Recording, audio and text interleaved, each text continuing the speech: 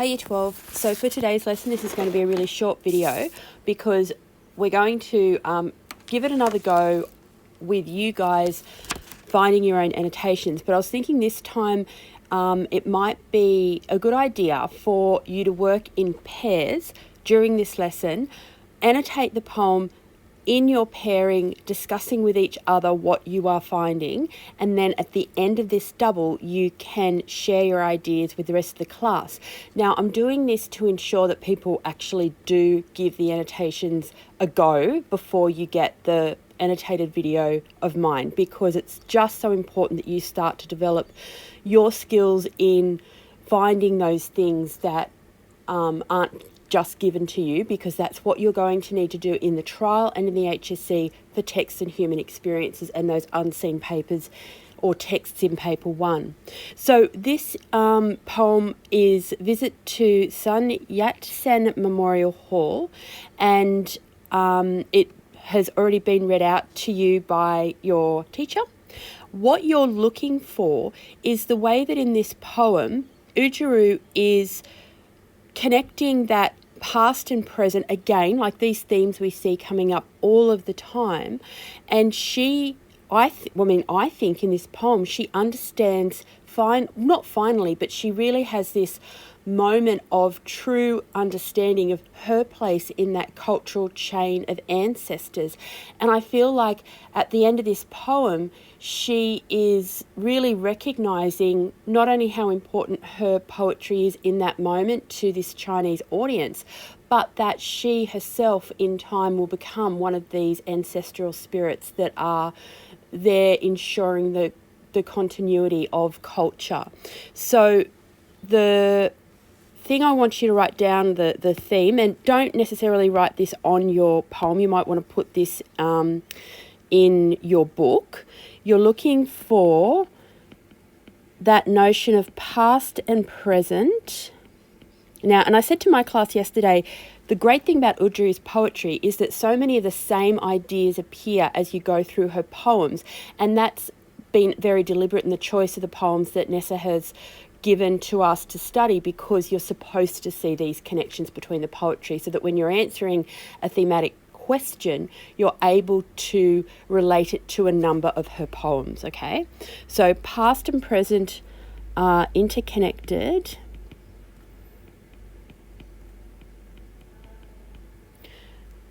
And we have to see ourselves in a continuum of experience. And I mean, it's such a lovely way to look at yourself and for Ujuru to see herself, because it really makes what we're doing worthwhile. It's quite a uplifting way of thinking about what we're doing here in our own lives. And certainly for Ujuru, it would have been really motivating, I guess.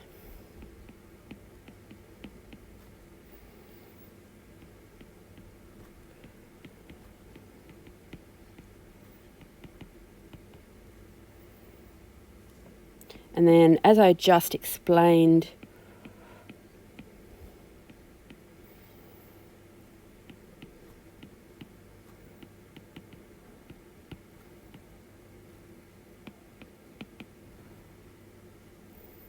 her role. So Ujuru understands her role, her contribution, if you like.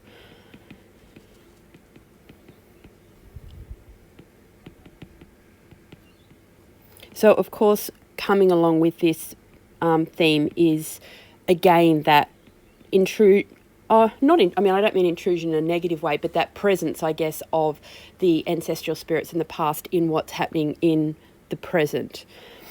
Okay, now, what you are looking for in terms of your analysis, again, Ujuru uses verbs really nicely. And very deliberately. Hi, Miss Power. I'm just doing the video for Year 12 for this morning, because my husband made me go to the gym last night and I nearly died and I nearly vomited, and then I couldn't do the video. So I'm doing it now. So you're looking for verbs and how she uses those verbs. I mean, it's only a short poem and she uses them very judiciously. I want you again, and these are the sorts of things we've seen in her other poems as well. Look for that alliteration and what it's doing in, wherever you see it. So we're looking for the verbs, look for the alliteration. Also, I mean, along with verbs, also look at the adjectives that she uses. There's a couple in particular that are quite important.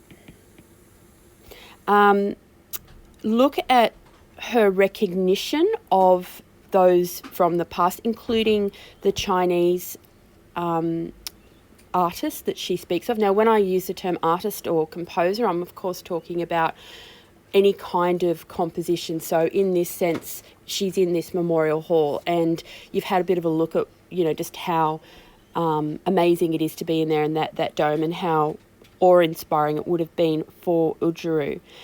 Now, I also want you to look at the tone of this piece and consider what kind of modality, and if you're not sure what modality means, low and high modality, ask your teacher what modality is being used to create the tone, and just write down some of your ideas surrounding what each section means, what it is that she is really emphasising here.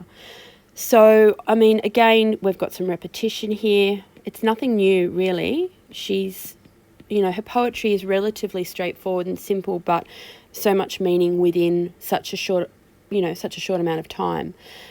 So think about, as I said, also, I want you to consider and see what you come up with regarding the punctuation of the first line. And make sure that you are just really expanding on what all of these things are doing, thinking about how you're going to put this into an analytical response. So all of your ideas are really, really valid. The great thing about doing this in a pair is that you do get to bounce your ideas off each other, and sometimes it brings out those things that you might not have thought were correct or worthwhile. And I love it when, I said this before, and I really love it when people are able, or students are able to come up with something that I hadn't considered myself. And Miss A. Church was telling me that, now who was it? I'm probably going to get it wrong. Was it Bella or Olivia, I think, from her class, pointed out something regarding... It was Bella. It was Bella, thank you. The previous poem, Entombed Warriors, and the irony inherent in the words, the first Chinese emperor, that were in the brackets, and how it's ironic that someone so famous needed that explanation. And I hadn't thought of that myself. And as soon as Ms. A. Church told me, I thought, oh my goodness, that's so true and really, really clever. So that's the sort of thing that really makes us excited as English teachers, when you guys come up with ideas that we hadn't thought of. So, be confident in what you are coming up with. Write down everything that you think of, and by the end of the double, hopefully we'll have a really nice collection of different thoughts and analysis. And in our next lesson, I will have the analysis that I've done up for you guys to add to your own work. Keep working hard, guys, and I will talk to you again very soon in my class right now. Okay.